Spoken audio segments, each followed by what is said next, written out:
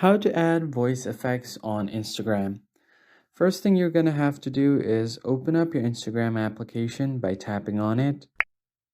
And once you land on your Instagram homepage, you're going to have to access your story settings. For that, swipe left, swipe right on your screen and it will access your camera. And once you land on your story settings, all you have to do is head over to your filters, swipe all the way to the left on your screen to find the search icon. Now here you'll have an option to browse effects, so just tap on it.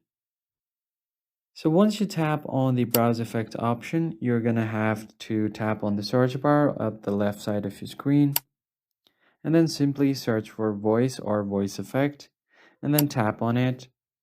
And here you'll be able to see different kind of voices. You'll have a whole helium voice effect, a giant one, vocalist, an announcer, and a robot. You can use any of these. Just tap and hold on the video to record. And once that is done, you should be good to go. I hope this tutorial was helpful. I'll see you guys on the next one.